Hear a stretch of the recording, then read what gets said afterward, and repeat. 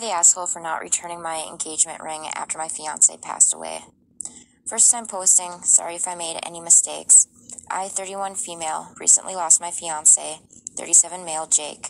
We've been together for 6 years. His death was unexpected and I'm still mourning. At the funeral, which I arranged and paid for, his brother, 32 male, Jim, asked me when I'm going to return the engagement ring to the family. For context, the engagement ring with which Jake proposed is an ancient family heirloom. It's a gorgeous ring, but what makes it priceless is the story behind it. Jake got the ring from his grandma a month after we started dating. He claimed he knew back then he would marry me someday and wanted to get his grandma's blessing on the ring. When he proposed, his grandma already passed, so having the blessings put on the ring made it extra special for the both of us. I asked Jim if he's serious, to which he said, yes, apparently his long-term girlfriend Stacy saw the ring a while ago and fell in love with it, and the story behind it, so she kept nagging him to get her something similar, which he couldn't. He figured since I can no longer marry Jake, he can propose to Stacy with it. I told him that he is rude, that the ring was blessed especially for Jake and I in mind, and even if that wasn't the case, bringing it up during Jake's funeral is incredibly disrespectful.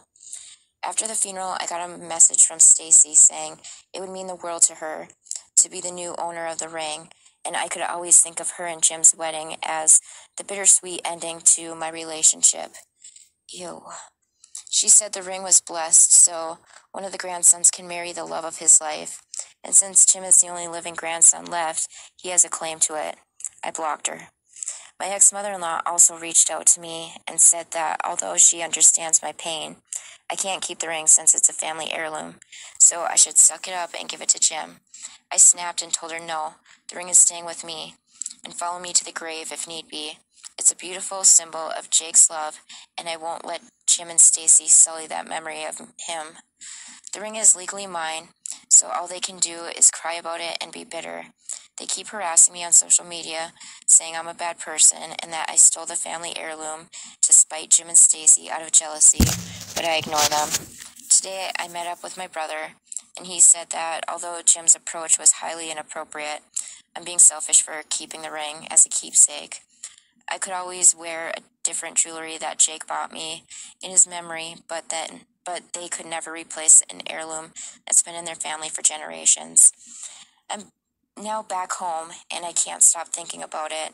Up until this point, I was sure I did everything right, but maybe I'm just being blinded by my grief. A friend suggested I asked for an objective opinion and recommended this place, so am I the asshole? Update. I'm writing this to answer some commonly asked questions and because I think I've made up my mind on what I want to do with the ring. I met Jake's grandma. She passed away a year before our engagement, and by that time, I was already introduced to the family. 2, we were supposed to get married on Halloween 2022. We met during a Halloween party, so we thought it was fitting. My brother helped me cancel the wedding venue and catering since I didn't have the heart to do it.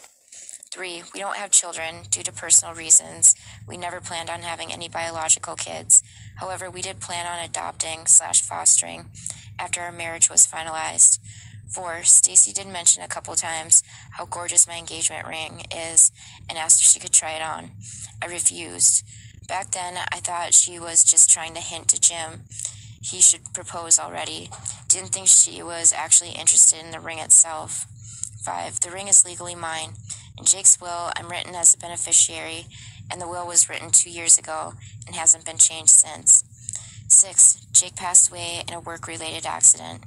I claimed the life insurance plus sued the company he worked at since I believe his death was due to their negligence and could have been avoided.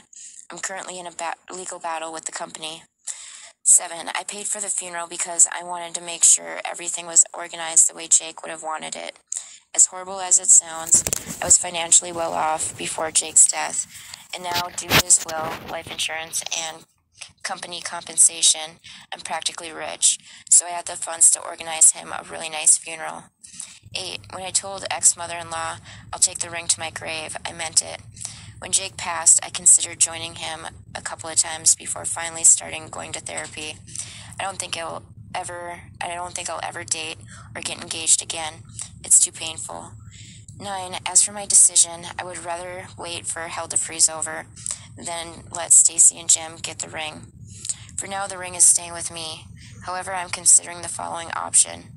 Jake has one cousin, 10 female, that lives far away. I used to babysit her while her parents still lived in town. I think I'll gift her the ring after she graduates high school and pay for her college tuition using the life insurance money I got. I hope that way I can do right by both Jake and his grandma. They say time heals. Hopefully 8 years will be enough for me to let go of the ring. If not, I guess we'll see then. I'm not telling anyone in his family what I have planned. Let them think that they've lost the ring forever. I think it's a punishment fit for their actions.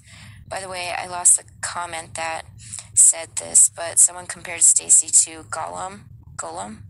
I don't know who it was, but this genuinely made me laugh for the first time in a long time. Thank you. I have no idea who that is, so I'll have to Google him. I don't think she's the asshole. It's like